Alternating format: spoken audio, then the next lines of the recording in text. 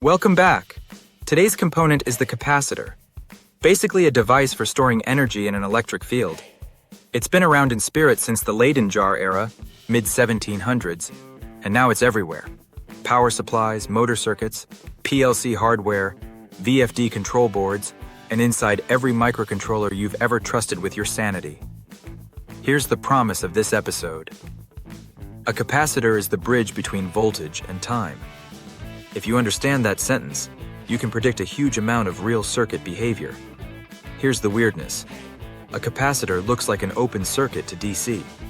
If you hold steady voltage across it, no steady current flows through the dielectric. And yet, when we change voltage, current clearly flows in the circuit. So what's happening? This is where Maxwell earned his coffee. He proposed displacement current. Current isn't only electrons crossing a gap. In changing electric fields, nature still keeps the books balanced. A changing electric field behaves like current in terms of circuit continuity. So the open circuit is only true in steady state. In transient conditions, a capacitor is absolutely in the game. A capacitor stores energy in the electric field between conductive surfaces separated by an insulator, the dielectric. For a simple parallel plate model, the key dependencies are intuitive. More plate area, more capacitance. Closer plates, more capacitance. Better dielectric, higher permittivity. More capacitance. So capacitance grows with area and dielectric strength, and shrinks with distance.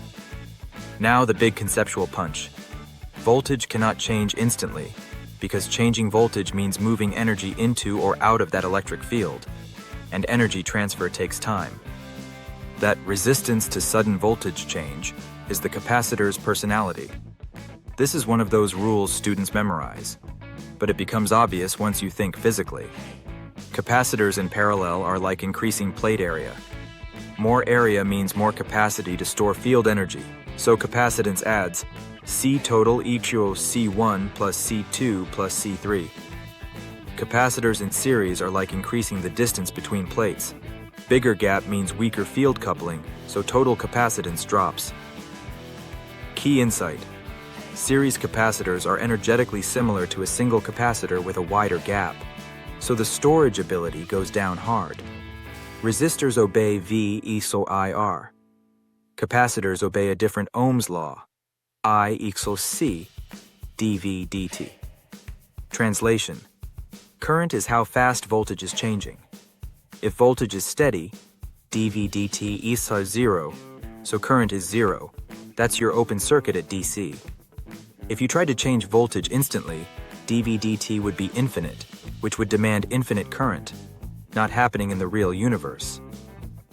Quick numeric sanity check, like the slides example. If you have a capacitor and voltage is rising at some number of volts per second, you can predict current immediately. This is a beautiful equation because it ties the math directly to the physical behavior. When a capacitor charges through a resistor, the curve is not linear, it's exponential. Why? At first, the voltage difference is big, so current is big. As the capacitor voltage rises, the voltage difference shrinks, current falls, and the rate of charging slows. The time constant T equals RC is the pace of the change. Rule of thumb. After 5t, you're effectively at steady state for most engineering purposes. You're within about 1% of final value. This is why capacitors are timing components. They don't just store energy, they shape time. If capacitors feel abstract, steal this mental model. Voltage equals water level. Current equals flow rate. Capacitance equals tank width. You can't raise water level instantly. You need flow for time. Same with voltage across a capacitor. A wide tank, high capacitance, takes more water to raise the level, so for the same flow it rises slower. This nails the intuition for why large capacitors smooth things out. They act like a big tank that resists sudden level changes. Real wiring has parasitic inductance and resistance, especially long power leads. When a digital load switches fast, it demands a brief surge of current. Long wires can't deliver that instantly without voltage sag and ground bounce. A decoupling capacitor solves this by acting like a local energy reservoir right at the load. When the chip gulps current, The capacitor supplies the surge locally, bypassing the inductance problem. Then the supply refills the capacitor afterward. Practical rule: place decoupling capacitors as close to the power pins as possible. Distance is the enemy at high frequency. RC networks can look messy fast, but timing questions often reduce cleanly. When you want the delay, treat the capacitor like the load, and calculate the equivalent resistance seen by the capacitor using a Thevenin equivalent. Then it's simple. T equals RC. C. Insight. In a voltage divider, those parallel paths affect the timing, not just the obvious series resistor. Real capacitors come with baggage. ESR, equivalent series resistance, causes heating during ripple current and limits surge current. ESL, equivalent series inductance. At high frequencies, the capacitor starts behaving like an inductor, and suddenly your filter capacitor can stop filtering the very noise you hired it for. Leakage, parallel resistance, slow loss of stored charge over time. So capacitor selection isn't just pick a microfarad number. Dielectric type matters. Stability, losses, temperature behavior, frequency behavior, all of it. Also, practical reminder: capacitor energy stored scales with voltage squared, which is why a small-looking capacitor can still be a problem at high voltage. This slide is here because reality is spicy. Some capacitors rebound in voltage after being discharged, called dielectric absorption or soakage. So you discharge a capacitor to 0V, walk away thinking it's safe, and later it creeps back upward to a nasty surprise voltage. Safety protocol for large caps. Use proper grounding, bonding methods. Store large capacitors with terminals shorted using a wire copper strap where appropriate. Treat capacitors like loaded traps until proven otherwise. RC behavior is governed by differential equations, but computers solve it by brute force baby steps. You slice time into tiny chunks, dt and loop. Compute current from the source, and resist or compute the voltage change from IC update capacitor voltage, repeat. That's Euler's method in plain language. The cool part is, the algorithm is basically the laws of physics written as a loop.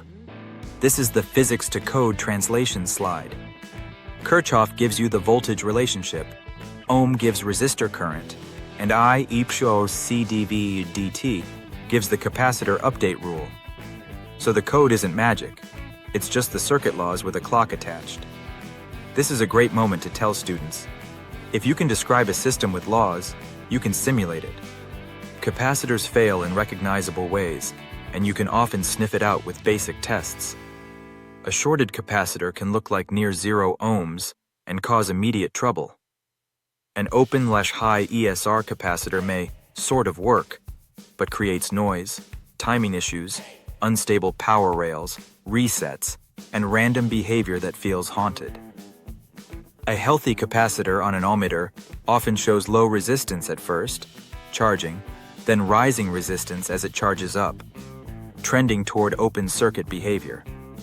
This is also a good diagnostic mindset reminder. Don't just measure, interpret. Here's the final synthesis. Voltage can't change instantly. It takes energy movement. Current measures. How fast voltage changes. I equals CdV dt. Capacitors shape the rate at which the physical world responds, smoothing supplies, creating delays, filtering noise, and storing energy, sometimes enough to be dangerous. So whenever you see a capacitor in a circuit, ask, what change is it resisting, and on what time scale? That's how you stop memorizing capacitors and start predicting them. And before we wrap up, sincere thanks to Tony Coupalt and the open source community for making high-quality technical education freely available. I'll include the Socratic instrumentation models link in the description so you can explore the full library.